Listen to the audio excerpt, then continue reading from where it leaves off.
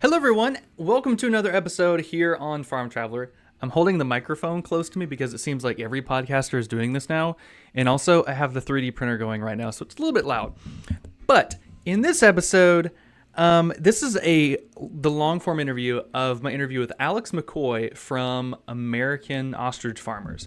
So we have an awesome conversation about how Alex got started, how he got interested in ostrich meat in the first place, what it's like raising and ranching ostriches, which is really cool, and also how the meat is actually really, really similar to beef and how he's trying to change everybody's perspective on it to where it's a good substitute every now and then for different foods, and how it's actually lower in saturated fat than beef and other meats, which is wild.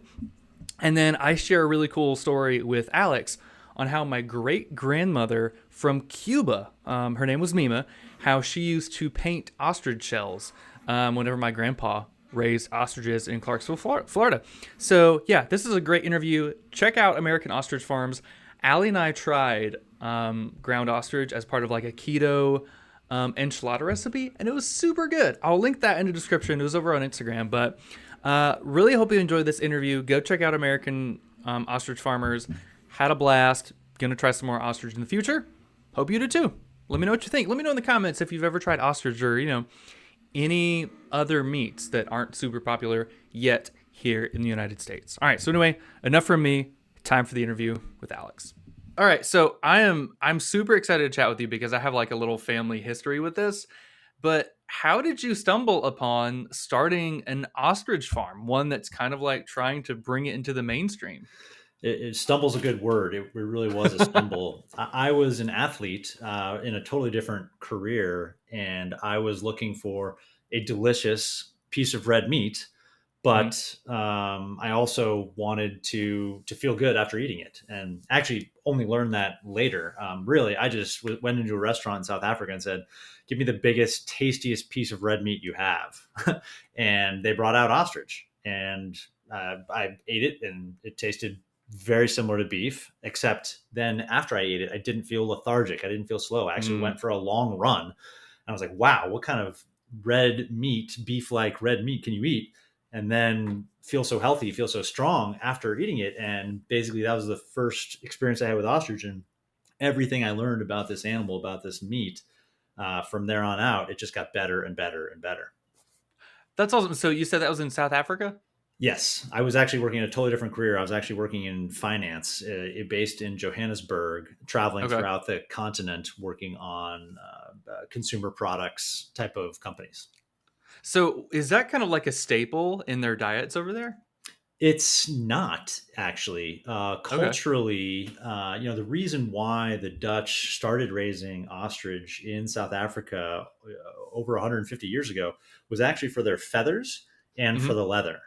Right, so that Mm. leather is that really fancy quill pattern you see on boots and Yeah. fancy purses, and the feathers they use for Carnival in Brazil, and in Beyonce dresses, these big, beautiful ostrich feathers, right?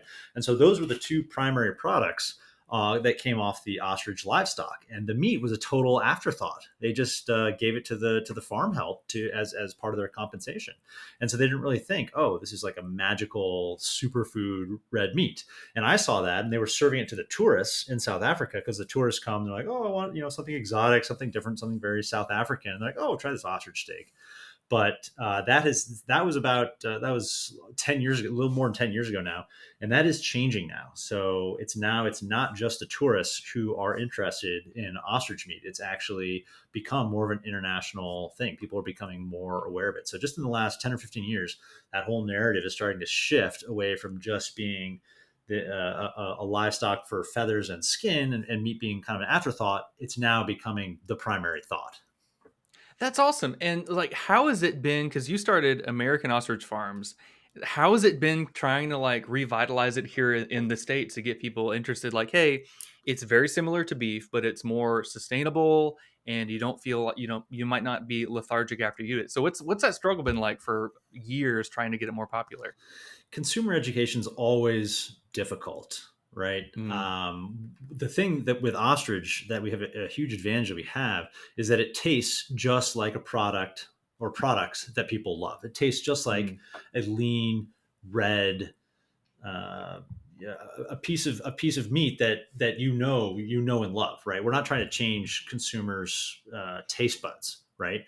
The challenge is the name of it. It's an ostrich. It's Mm. not beef. It's not pork. It's not chicken. It's not one of these names that you've had for hundreds, sometimes thousands of years have been common. So really, we just need to get past the word ostrich, and it's a no brainer for people. What we've done recently is at some of our farmers markets is start serving people meatballs. So we'll have like a free sample meatball that we've been serving folks, and we're like, oh, just try this meatball, and try not to tell them, kind of what it is too much. And they're like, oh, it's delicious. Tastes like a great, red meat meatball. Hey, that's ostrich meat. Feel like, really? No, like, yeah, it does. So that first interaction that consumers have with it is really difficult. And that's basically, we just need to figure out how to get more samples of ostrich into people's mouths. Because we know when you eat it, if you like red meat, you like ostrich, period. That's really cool. And that's such a very clever marketing strategy. Like, you're not trying to get them to cook a totally different way. Like, you're trying to show them this is a great substitute for beef. Like, whether it's burgers or meatballs or whatever, even like steaks, like you said, you're not trying to change their taste buds. You're just trying to show them, hey, this is another option for you if you want to cook it this way. Yeah, it's just an alternative. We just want to be thought of right next to elk, wild boar, Mm. bison. Not as well known as beef for sure, and that's okay. But it's something that you can try instead every once in a while. Oh, and by the way, not only does it taste great like those meats you already know, it's much healthier for you and healthier for the Mm. planet. So yeah, going along the which we'll talk about all of that. Like, how much healthier is it for you compared to traditional beef or other red meats? It is more than 95% lean. So Mm, there's okay. only 3 grams of fat in a serving of ostrich and 1 gram of saturated fat, which is the stuff that clogs your arteries. And so, hey, there's a time and a place. People, the whole keto movement and people saying, oh, hey, fat is good. And that's true. We're not against fat, but you can't eat a ton of fat all the time, right? I mean, some people do, but what we're saying is, hey, if you want to enjoy a really high end piece of red meat, a really fancy piece of red meat, but don't want all the fat, Wagyu's not your thing. I mean, that Wagyu tastes delicious, but if you want to reduce your fat intake, you can still have that craveable red meat experience, except eating many fewer calories, a fraction of the calories, a fraction of the fat of some of these gourmet beef products. Yeah, if you're trying to reduce your fat, Wagyu is not going to be a very good option for you because it's super duper fatty. But yeah, ostrich might be a good one. So, like, what sort of, I guess, could you say, how many substitutions do you have for ostrich meat when it comes to beef? Like, what sort of steaks, what sort of roasts, what different types of meat can you get from an ostrich? It's so versatile. I mean, literally almost anything you can do with beef, you can do with ostrich. Now, Mm, of course, because of the lack of the fat, you're not going to be able to do some of those fattier beef dishes. Beef ribs are one of my favorite. Tons of fat, really delicious, but we don't have that. Our rack of ribs on the ostrich is still super lean. Like everything on an ostrich is really lean. A brisket product. I mean, we have a product that's similar to that, but again, you have to add a little fat to that recipe mm, as well. So really, like I said, meatballs, burgers, fillets. We have ostrich neck, tastes just like ossobuco. But okay. again, it's like a leaner spin on that. And we have a lot of high end chefs that like to do the ostrich neck. You slow roast it, and it's like a lean ossobuco. So there's so many different things that you can do with ostrich, and we're trying to partner with chefs who are really bringing that creativity, and we're figuring new things out every week. There's just so many different dishes you can make with different parts of the ostrich. So y'all were kind enough to send me and my wife some ostrich, and it came with a pamphlet which I wish I would have brought in here. It had a great diagram, like kind of showcasing the different cuts you can get on ostrich, as well as like what it was similar in terms of like on a beef cow, and that was really cool. Like you're able to see very quickly that it's very similar cooking styles, taste styles, and stuff like that. And so we made keto friendly, or I guess really keto enchiladas. We use zucchini instead of like tortillas, and we ground up the ostrich meat, or we used ground ostrich meat, cooked it up, and it tasted just like beef. And honestly, like I wasn't very lethargic after, and it was really, really good. And my wife was like, you know what, this is actually delicious. So, very like I didn't think it was going to be just totally odd, but I was very surprised because there wasn't any gaminess. I've heard people think that, but once you try it, there's like no gaminess. There's no like, I guess you could say like a poultry flavor at all. Like it tastes very natural of like a beef or a red meat. Yes, and of course people think that, and that's part of just experience. More the more years we were out there, and this is a multi-year, decade process. I never thought that this was just gonna take a few years, and everyone would be aware that this is this great alternative. But people are going to have to figure out, yeah, ostrich is not a zoo animal. It's not something that you only see on safari, and those are kind Mhm. of people's conceptions right now. And so you might think, oh, this is going to be at least as gamey as like a partridge or a pheasant or something kind of exotic sounding. And people just need more experience with the meat, or, to listen to your chef who has worked with ostrich before to say, hey, this is not a big commitment, not a big leap from where you're already really comfortable. Mm. So let's talk a little bit about kind of what's the process like of raising ostriches. Like how does that go? How long do you raise them until they're processed? Like what does that all look like for you? So ostriches lay eggs, obviously, or Yeah. maybe not so obviously. And so the breeding season lasts 6 months. It begins in about February. We're in Idaho in the northern hemisphere, and it ends right around Labor Day. And so they lay eggs for that 6, 7, 8 month period, and then they incubate for 42 days. After that 42 days of incubation, they hatch, and when they hatch, they're about a foot tall, and Oh then they wow. grow very very quickly. They're like big chickens. They don't grow quite as fast as chickens, but again, back when Tyson and Purdue started raising chickens at greater scale, those guys grew slowly too, right? So ostrich is kind of like a chicken from the 1950s, if you will. And so they grow about a foot every month of life until they're about 6, 7, 8 months old. They're about 6 feet tall, and then they fill out and get heavier. And our ideal harvest age is between 14 and 16 months of age.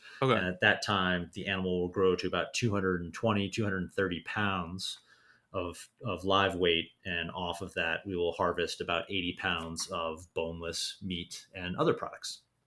Nice. Okay. Now, how ornery are ostriches whenever you're raising them? Because my grandpa raised ostriches back in the early 1990s, back when I was a kid, and I can remember him running around like getting chased by him. So I've heard some horror stories. So what's that process like? So for sure, during the breeding season, some of these males get their hormones going, and Hmm. just like any other animal, they get a little excited, a little territorial, and can be mean. But really, ostrich is the most kind ratite. Their family of flightless birds are called ratites. So Okay. within this family, there's emus, rheas, cassowaries, kiwis.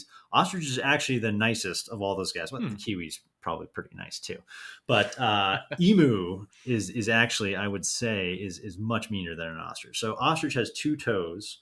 One of them Hmm. has a toenail on it. But they're not out there eviscerating lions with these things. Oh That's yeah. those are tales that are just not true. By and large, ostriches are really friendly. They're actually, the word I would use is curious. Their disposition Mm, is okay. curious. They're just always, their brain is smaller than their eyeball. They're always looking around, and they're just very curious animals. So we have we have thousands of ostriches out here, and I would say we have maybe two breeder males and maybe one female who are particularly cantankerous. But by and large, they're really just curious, pretty docile animals. That's a pretty good percentage of hostile versus gentle animals. I mean, you look at like a beef herd, or shoot, even like chickens or pigs. Like you've always got, I don't know, out of 100 head of cattle, you've got a couple dozen maybe that are like super mad and they're going to headbutt you. I mean, I feel like it's kind of pass fail. So that's good that, a majority of ostriches are going to be kind. And that's during the breeding season. In the off season, Mm, we have very little problem with any of these guys. It's like another livestock. I mean, we move these guys around. If they get sick or injured, we tend to them. When we have to move them into harvest, we actually have our own USDA slaughter facility on site, so we literally mm, walk them over to animal harvest, which is really the the pinnacle of animal production, from like birth to in a package in a grocery store. The animal is born, lives and dies, lives their entire life, on the same property. It's a much better way to do it. And hey, it's in our best interest to make sure that these guys are docile enough that we can easily move them around for the safety of our staff and the low stress, for the animal. gotcha. And, kind of in terms of, I guess, raising livestock, with chickens, you always hear about like free range or grass fed. Like, what kind of growing practices do you practice with ostriches? And then what really, I don't know, like, what can they qualify for? Like free range, organic, like what all goes on there? It's tricky because all of those are called labeling claims that are vetted by the USDA, and it's tough because most of those claims do not have a specific set of rules for Mm, ostriches. Those claims are made for established species, and so we can't say a lot of those claims because the rules for what does this claim mean are established only for those species, for cattle, for hogs, and so forth. So the claims that we make are different because ostriches are just, it's a different species, so it's raised differently. Like for example, we have these very large breeding pens, right? And ostrich mhm. is a territorial creature, so if you just threw all these things out on the open range, quote unquote, they would not be productive livestock, right? They naturally need to seek out groupings. So like one male will mate with multiple females in a group, and they need their own territory to feel comfortable enough to breed and be productive. So a lot of those things are different for ostriches than they are for other animals. That's interesting. Okay, and so like for example, you might be raising them to be they might, be quote unquote free range because they have so much room, but you can't label them as that because nothing has really been established, right? Right, right. And that's something we're working on. I mean, we know that consumers do care about a Mm, lot of these different types of claims. And that's something that we're going to have to work on to get the definition of these claims with the established standards bodies, so that people, when we make a claim like that, people know what we're talking about, or they think they do, even though we still need to agree with the standards body. What does that actually mean? Like some things that we do have are USDA, high level federal USDA claims, like animal welfare. We have mm. on our labels we say, humanely raised, and that is a USDA standard that we basically apply with the USDA. We say, here's our program, here are all the things that we do when we handle the animals, and then that is actually approved by the USDA that yes, that is a humane way to handle these animals. So there are certain claims that don't have really hard, bright line definitions that we are able to qualify for because we just explain it and it's common sense. Here's how we treat the animals. If you treat the animals like this, that's humane. And so a lot of that we have to establish those standards. And really, there's a huge onus on us being the first large scale ostrich producer to establish what are the best practices with raising ostrich. So I feel like there's extra responsibility and onus on us to take the high ground at every possible juncture, at every opportunity we have to make the quote unquote right decision. We have to do that and then some, because we know there are going to be a lot of others that follow us, and that's great. We want more competition in this industry, but we also want them to do it the right way, because it would look bad on all of us if there were folks that started raising ostriches in ways that consumers don't appreciate, right? And so that's when I started this company. I thought of the consumer first. I wanted to Mm. build an industry that consumers would look at this and be like, oh yes, this makes sense. as a protein, as a livestock. And you got to think about how consumers are going to react to everything that you're doing. So that's interesting because I wanted to ask, like, what does it feel like to be at the forefront of this industry? I mean, were there any, I don't know, some struggles that you had come up because you're kind of like at the beginning of this, like anything that came up that you were not expecting at all? So many things. Really, like Just what? I'd say almost everything. Okay. Especially not have for me personally, not having come from a deep or really any animal background at all. I had to learn literally everything, like everything from scratch. The only advantage I had is that I appreciated how little I really knew, which was really truly little. So we've had challenges with absolutely everything. Learning how to build fencing for ostrich.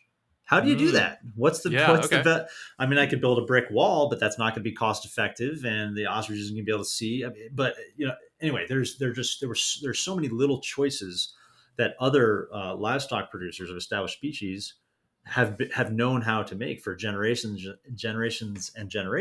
that that we had to figure out, from scratch. So just so many things is the best way to answer that question. That's awesome. I mean, it sounds like you guys are at a very, I don't know, an interesting point in this industry. Like you are kind of the leader in the space, but you're also wanting some more people to join in because obviously competition is going to push everything forward. So, are y'all kind of working with, I don't know, more companies that are looking to come into this space? Yes, and we love that too. And one of the things that's really been fabulous is getting our own slaughter facility, our USDA slaughter Mm, facility online. So we can accept birds from other ostrich producers, and we can harvest their birds for them. That's a tremendous service because every link of this value chain is different for ostrich than it is for other animals. mm, From the incubation to growing them out to feeding them to then harvesting them and packaging them. Everything is a little bit different for ostrich, and so we love working with other. There are other farmers that are really good hatcheries, and so we'll help them out by buying chicks from them at certain stages of the life. So there in this ecosystem, there are room for a lot of different types of farmers to get involved in ostrich production and product hmm production. And so the challenge that we did is we ended up doing the whole thing ourselves, like vertically integrated from genetics research all the way to consumer goods and direct distribution. We did all that because all those parts of the value chain didn't exist. So now we have those parts of the value chain, and we're looking forward to sharing them with other folks. So the next person that comes along that is excited about getting into ostrich doesn't have to do everything. hmm So that's absolutely wild. And real quick, I want to talk about your USDA processing facility. Is there, I mean, how many focused ostrich processing facilities are there in the US? Zero. Oh, well, one. Zero? One, you Ours. guys, yeah. So, like, what was it like getting that set up? I mean, did you have to pretty much like come up with the standards with USDA to get that all figured out? Well, yes and no. I mean, there are a very small handful of other facilities throughout the country that do slaughter ostrich. The Okay. problem is these guys don't like to do that because ostrich is trickier. They have Mm, feathers, right? hmm That's a pain. They need taller fencing. Just the requirements are a little bit different, so it's hard to find processors that will do it. However, the USDA does have experience with ostrich.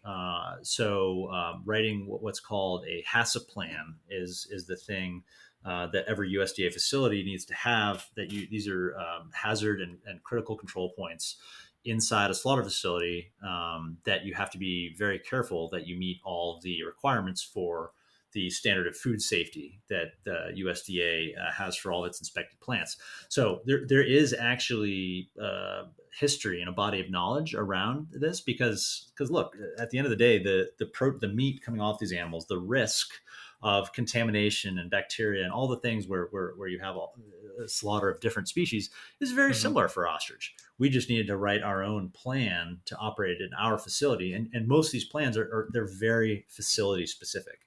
So you have to write a plan that's specific for your own facility. So we always knew that we were going to have our own plan. And it really wasn't too much more difficult than doing it for any other species. It's Hmm. different, takes more work, but same sort of process. And in our plant, by the way, we process for other species as well. So we have a HACCP plan written for beef and for lamb and for goat, and we process for other livestock producers locally as well. Okay, that's awesome. So you're not just like processing ostrich, you're processing a bunch of other stuff to help, local ranchers around you. That's cool. Yes, which post pandemic has been really, really important because a lot of the slaughter capacity went away Hmm. during the pandemic. First, it was social distancing, and then some business models fell apart, and then there was consolidation, and so there's been a lot of difficulty for small scale livestock producers to maintain this critical link of the value chain. And Okay. we got a loan from a local entity called the Sun Valley Institute for Resilience, and basically their goal is to create resilience in the food system in the Intermountain West, and helping a slaughter plant like ours get off the ground is creating resilience for a lot of small animal producers who sometimes have nowhere else to take their animals. That's interesting. And so was that set up before or after the pandemic? Those guys have been around for a while, so they were set up. They've been around for quite some time, and the pandemic kind of shone a very bright spotlight on a part of the animal production of the livestock value chain that badly needed resilience. That's very true. Yeah, that's a pain point that I've heard from a ton of farmers, especially those that are kind of that kind of rent the direct to consumer route, like the pain points that the pandemic brought up in terms of processing beef, chicken, ostrich, even, and that we needed a lot more slaughterhouses around the country because the problem.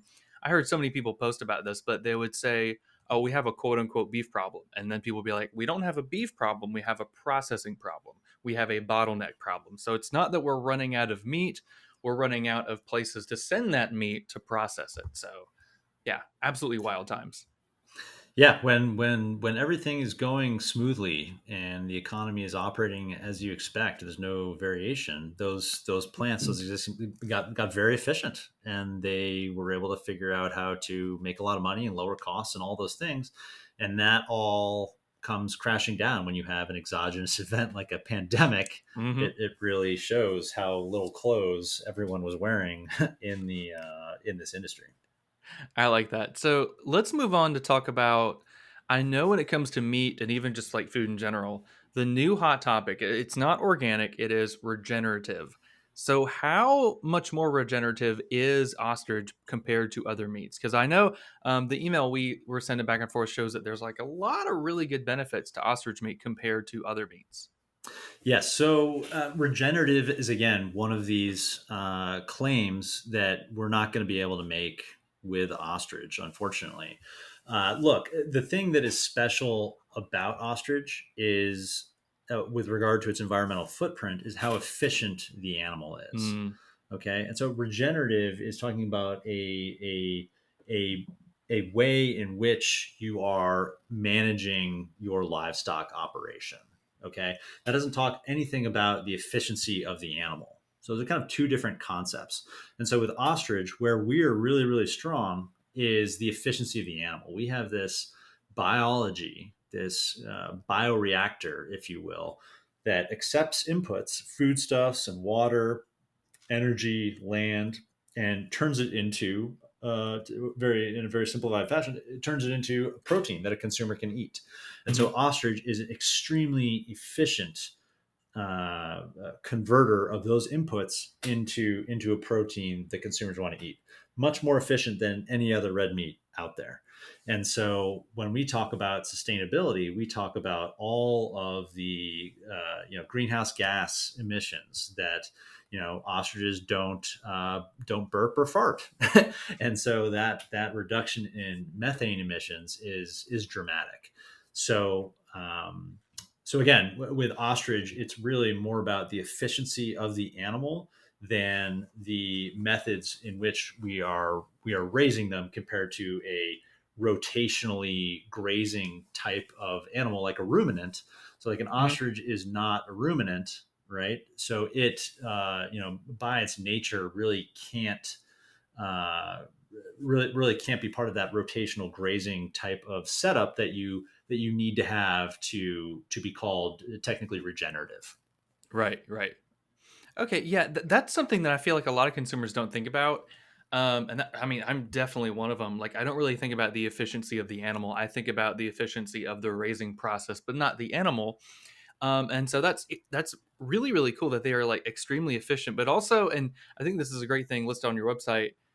They're very very efficient, but they're also like very delicate. They're delicate dinosaurs, and so like they need a lot of like of tender love and care, right? Because they're very delicate.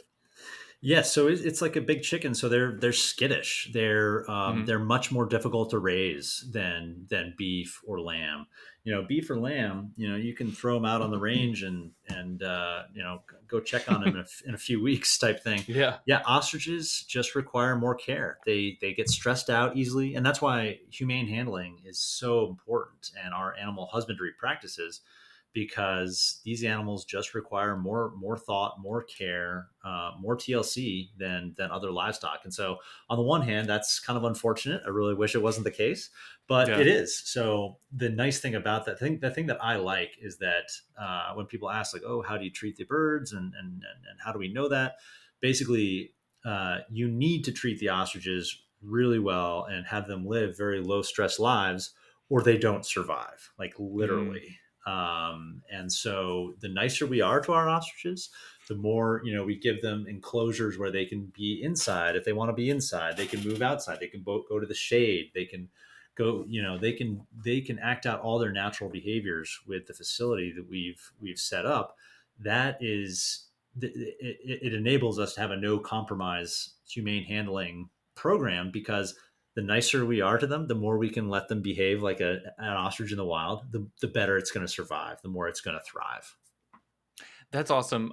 Yeah, I had an old animal science professor. He once said, "A happy animal is going to produce. A miserable animal is not going to produce. They are not going to grow." So it's literally in your best interest as the farmer to make sure your animal is happy, or else you're not going to be profitable. So clearly, you've got to watch out for your animals. That's got to be more true with ostrich than any other livestock. And I'm no livestock expert as far as other, but Yeah. I'm telling you, with ostrich, and you can tell by their disposition if they're happy or not. They're expressive creatures. I mean, I said that, they're curious. You can look at them and you obviously can't tell what they're thinking, but you can tell if there's any stress in that bird. They lift their tail feathers if they're stressed. If they're hot, they will, lift their wing feathers. You can tell a lot by, without much of an animal background, by looking at their behaviors. And they talk to you, and they tell us, hey, we need this to be happy, and that's how you get the best production out of them anyway. So is it ostriches or emus that we always think about as burying their heads in the sand when they're stressed or something? Yeah, that's definitely the ostrich, the old ostrich joke. It's obviously not true. Okay, okay. I was Yeah, curious. it's not true. I mean, really, look, ostrich, they're omnivores. Actually, they eat little bugs. They eat things off the Okay. ground.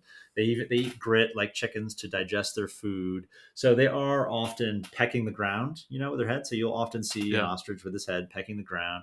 Another place that might come from is, the ostrich neck is like a giant periscope, Hmm. right? So like if the ostrich is looking for a predator, he'll sit down in like a tall grass, and then you'll see his head like go down to the ground, to almost hide. You think of like fight or flight. Ostrich, 99 out of 100 times is going to choose flight over fight. Okay, okay. Interesting. Yeah, you think it might be the opposite, that they might kind of fight, but okay, that's fun. I mean, if they get cornered, they will, and they feel really Yeah. uncomfortable. But hey, these guys can run over 40 miles an hour. I mean, they can do that for a reason. Yeah, they're also fast. I mean, they've got some like super powerful legs. Yes, and each one of those legs, like we sell the drumstick. If you want like a giant Fred Flintstone drumstick, we actually sell these things as a novelty. People like can grill them or smoke them. I mean, if you want like a 25-pound drumstick, I mean that's why they can run so fast. It's like this massive muscle. So, okay, speaking of that, like because they can run so fast, Does that is the leg meat kind of like super tough because like they're very athletic instead of being like very slow and lethargic? It's really not. I mean, and Hmm. there are different muscles in the leg. Some are more tender than others. So the Hmm. least tender of those muscles we grind into our ground steak burger products, Okay. and so yeah, so there definitely are some that are less tender, and we grind those up. But there are others. You know, there's a tip, right, that kind of connects the leg to the body that can be really really tender. So yeah, we get about 30 to 40% of the animal are those less tender pieces that we Okay. will grind. And similar to like a deer or an elk, you know, a lot of those really really tender fillets are on the back, like the body of the animal. There's no breast meat on the ostrich. It's all Hmm. on the back of the carcass there. Oh, okay. Yeah, I can imagine if there was like breast meat on the ostrich, it would be like 25 pounds or something like absolutely massive. And look, the thing about ostrich, you know, chickens have been bred over time Hmm. to create the type of meat that people want in those animals. And you know, ostrich has been totally untouched, you know, genetically. I mean, other than the South Africans who have raised ostrich for the leather and the feathers, and again, they've been raising for the leather and feathers, not for meat. No Right. one has bred, no one has selectively bred ostriches for meat before. Okay. So there's a huge opportunity for us to figure out how do we do that in a way that makes sense. But anyway, right now there's no breast meat on an ostrich. We don't plan to have any anytime soon. Yeah, I mean, how long do you think it would take to develop some like really ideal genetics for I don't know, having more tender meat where you're not having to use that what the 30 to 40%? Like how long do you think it would take for that? Decades, you know, a Okay. long time. And again, you know, chickens have a much shorter life cycle. So Hmm. you're going to get many more generations of chickens much faster. And it took Tyson and Purdue decades, even notwithstanding using drugs and hormones and junk like that they experimented with, which of course we're never going to do. Hmm. Even without that stuff, it took a very, very long time for them to create superior chickens. The nice thing about ostrich is that we're not competing with chicken. We have a red meat. And so we don't feel like we need to create super ostriches to have a product that is viable, that works. I gotcha. All right. And speaking about ostriches and products and stuff like that, do y'all do anything with the ostrich eggs at all? Like, because I mean, they're huge, about the size of your head. Do you do anything with them? I wish we did more with them. What we try to hatch everything that is laid. So every ostrich egg that is laid, we if we have a reason to believe that it is fertilized, which we sure hope it is, we incubate it. You know, a baby Hmm. ostrich on the ground, you know, is worth a lot more to us than selling this egg as an eating egg. Now there are some ostrich folks that do sell eating eggs, and they're delicious. You make a giant omelet. I mean, it's very Yeah. similar to it's not too much unlike a chicken egg, and it is really fun. But it just we can't justify the cost. We will put it this way: it wouldn't make sense for anyone to buy an ostrich eating egg from us when we can go incubate it and turn it into a real live ostrich. But wherever there are ostrich farms that do that, and I highly recommend folks go get those because it's pretty awesome. Yeah, yeah, no, that makes sense. So, yeah, my grandpa raised ostriches like 20, 30 years ago. And my grandma, who was born and raised in Cuba, she lived with him, or I'm sorry, my great grandma, her name was Mima. She would always take the ostrich eggs. I forget what they would do with them, but every now and then they would have an ostrich egg that it didn't hatch. And so there would be like a little hole on it where they got the egg yolk out and everything.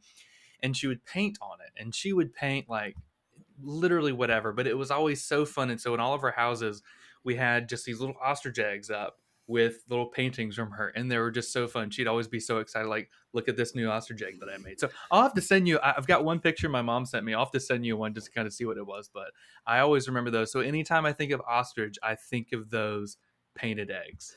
Yeah, it's a great canvas because it's such a impossibly large surface. It's like it's Yeah. shocking. It's like, what is that? Is it real? People ask us all because we do sell some of our infertile eggs, Hmm. We drill a hole in the end with a diamond drill bit, so it's nice and soft, and we get that yolk out of there when we sterilize them, and we sell these for arts and crafts and for this exact thing you're talking about. Yeah. And people send us the most amazing pictures of the things that they've created. It's really a really unique canvas to paint on or use as a arts and crafts type thing. Yeah, it's super fun, and I mean they're super thick too. I mean those eggshells are pretty sturdy. They're really, really thick. Well, they're built so 300. Some of these male ostriches can push 350 pounds. That Mm. male ostrich, can sit on those eggs, and they gotta not be able to break. So it's a really thick, impressive thing. You're at kind of like the beginning of this huge industry of ostriches in the United States. Like, what else do you think can be done to, I don't know, change the perception, get more people on board with trying this sort of meat? Yeah, that's something we think about all the time, and part of it is to have ostrich be available at for different meal occasions in Hmm. different contexts. We want people to think about ostrich whenever they think about protein, right? And so, there's right now we only sell frozen meat, and by and large, frozen meat is it's a dinner item, right? You're going to Hmm. have to gear up for cooking dinner, cooking burgers. You got to thaw it out, you got to marinate it and grill it, and there's a lot of work involved there. So I think the next big step for us is going to be value added products. So we're going to Okay. make jerkies and sticks, meat sticks, and snacks that people can take with them at different eating occasions. Maybe you're take it to the gym, put it in your gym bag, give it to your kids for a snack for lunch. So creating shelf stable ostrich meat products is going to be able to help us be present at more meal occasions, snack time, lunchtime. We're even thinking about making some sausages that Hmm. could be had at breakfast. So ostrich needs to appear in more places as an alternative than just dinner time. So that's next for us to kind of get the word out there that this is a meat that you can have just like any other red meat, kind of any time of the day. So, what all goes into like when you're trying to develop more value added products like that, like jerky or sausage? Like, are you working with a chef in house and then maybe you've got a couple consumers that you want their opinion on? Like, what all goes into that process of developing those products? Well, right now we're it's such early days for us in developing value added products. We're actually going with products that are well known and do well Mm, with hmm. other species. Right, we're Gotcha. trying not to invent the wheel more times than we absolutely need to. So, ostrich meat itself is enough of a differentiator. We're Hmm. going to go, with a breakfast sausage. We're going to go with an Italian sausage that people already know and love. We're going to go with an original, snack stick that tastes that's going to have a very similar taste profile to a snack stick that is already selling really well, right? And so that's kind of I think our products are great. I think there's a lot of opportunity to do all sorts of different things with ostrich, but I need to have the discipline. Our company needs to realize that we're already doing enough that's new. The things Hmm. that we can make more approachable, more familiar to customers is gonna work out better for us in the short term. So in the short term, the fact that it's ostrich is enough of a change. We're gonna go into product categories that are established and doing well, and create an alternative protein in those existing categories. That's super interesting. Like you have a new product, but you don't want to give consumers, you don't want to stress them out with too much new because then they're going to be like, I don't want to try this new thing and try it in a new recipe. Like you're saying, you've got a new product, but you don't want consumers to, you're not trying to reinvent the wheel. You just have a different type of wheel. Like, hey, give this a try. Yes, and like I said, I think about this business, this industry in decades, Hmm. and right now we just need to get more consumers comfortable with trying ostrich in form factors and at meal times that they're already familiar with. They know exactly what to do with it, with some red meat, and this is just a different type to try with what you're already comfortable with. One thing at a time. Yeah, too much new, consumers will get turned off. They won't be able to handle it. Oh, 100%. And What kind of challenges do you have? Because I mean, right now, like you said, you're selling direct to consumers online, like selling them frozen meat. But like, how difficult is that? Like getting into those kitchens when you're delivering nationwide? Getting, I guess, getting consumers to feel comfortable ordering. Is that the question? Yeah, yeah, yeah. Well, look, I mean, before the pandemic, well, when I started this business 10 years ago, Hmm. meat through the mail was really not a thing. I mean, there was Omaha Steaks and very few other national purveyors of even beef, big proteins through the mail at all. And so I kind of thought that would change, and thankfully it has. And so by and large, people are, it's this tidal wave of consumers getting more accustomed to ordering premium meats online, Hmm. delivered directly to you. So that is a long-term trend that we're riding along with a lot of other successful companies, Crowd Cow, Butcher Box. There's a lot of really well funded, really well managed companies that are blazing a big path here, and we're jumping in right behind them to try to leverage a lot of what they were already doing. Um, and so, anyway, I guess how else would I rewind? What other parts of that question do you think would be helpful? I mean, just like selling any other thing, selling perishable goods through the mail is obviously more difficult Yeah. logistically, Hmm. but hey, people need to be able to trust the company that you're buying from, and our repeat orders are really high because we go way out of our way to make sure that purchasing experience is really premium, and that people feel like they're taken care of and they're getting their questions answered, and they don't have any uncertainty about whether or not their meat's going to arrive frozen or not. We have a guarantee, and we just, if a carrier messes up an order, we replace it instantly. So there's a Mm. lot of customer service. There's a lot of thought that goes into packaging. There's just a lot of things you have to do well to get people to try it more than once. Yeah, I got my order, I think maybe 2 days after you guys shipped it, and it came with dry ice. Everything was still frozen. It was super cold in that box, which I think that's the first um, direct to consumer meat product I've gotten that has had dry ice in it.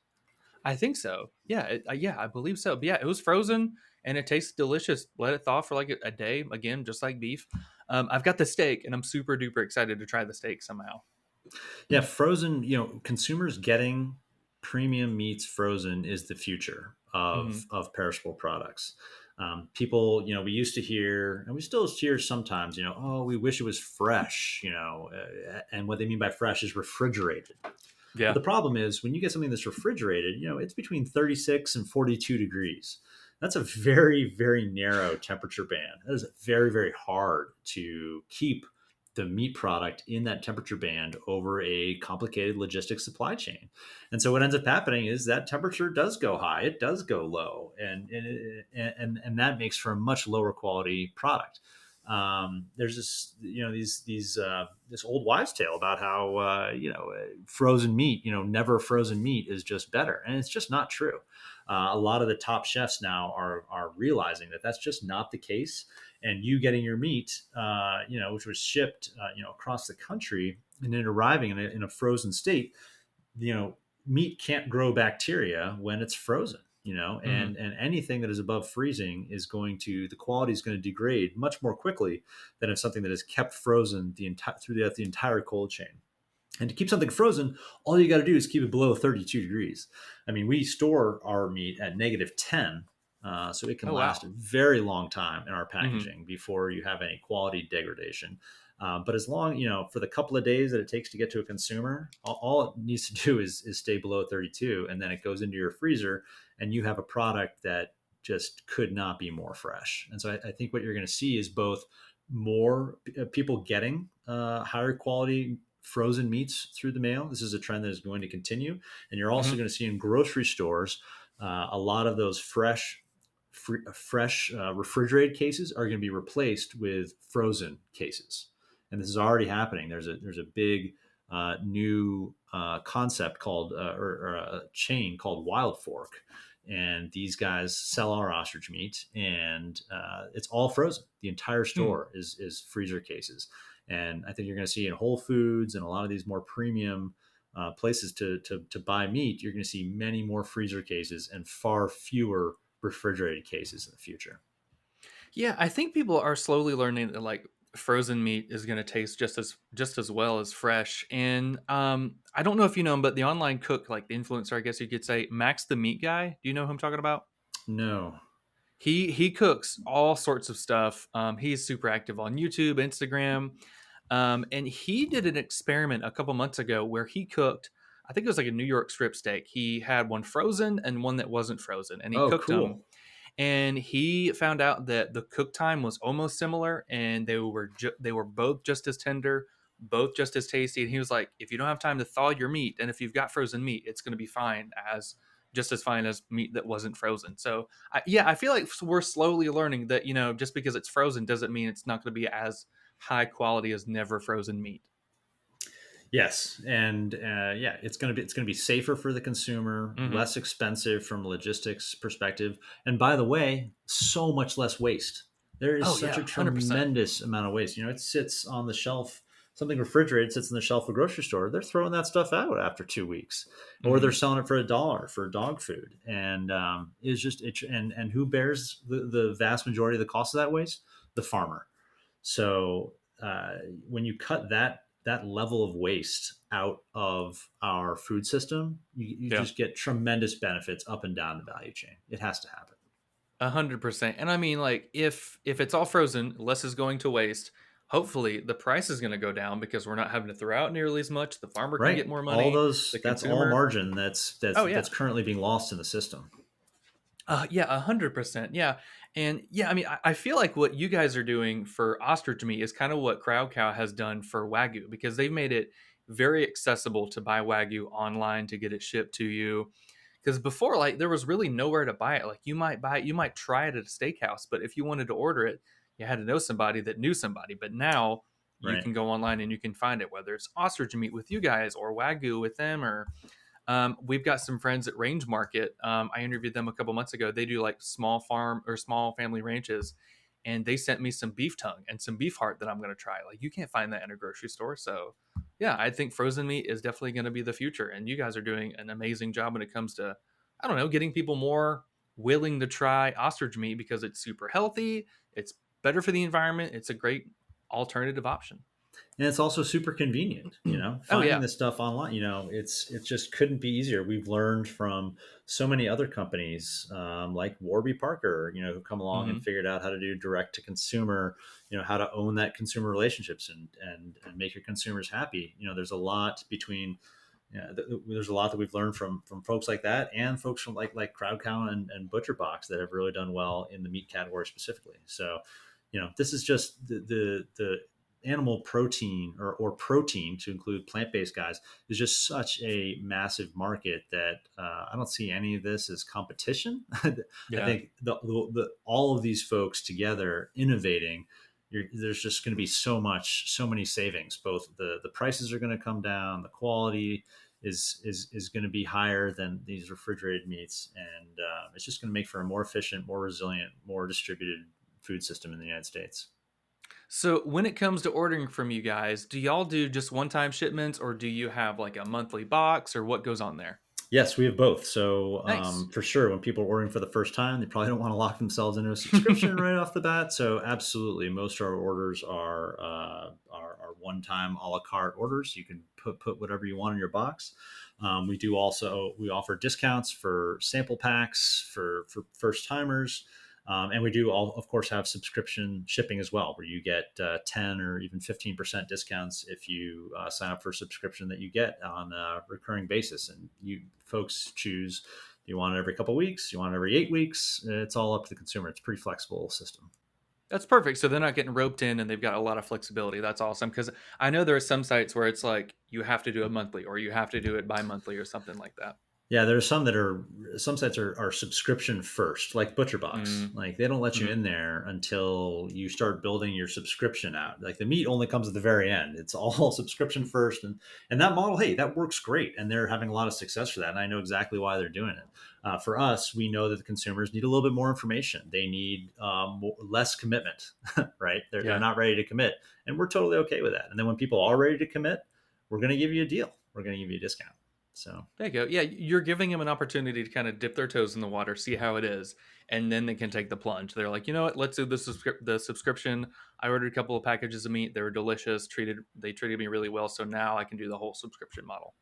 yeah, but I mean, if you go on our website, it's as easy as ordering a pair of socks. I mean, it just we try to make it as easy as possible for people. There you go. Yeah. So if people want to learn more about you guys, about American Ostrich Farms, where can they go to order from you, to learn about it, and really also like some recipes and stuff? Where can they go? All on our website. It's americanostrichfarms.com. You really can't miss us out there in ostrich land on the interwebs. And on there, we have recipes for every single cut. So there will be cuts on there that you haven't heard of.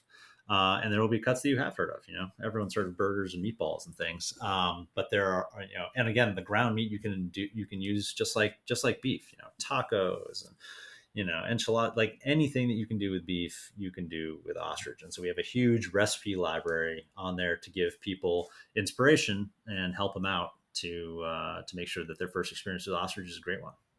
That's awesome. Well, Alex, this has been so cool. Again, thank you so much for sending me the meat. It was super delicious, and it was so fun to chat all things ostrich with you because I had like a cool little connection with my grandparents. So this was fun. Thanks so much for being on. I loved it. Thanks a lot for having me, Trevor.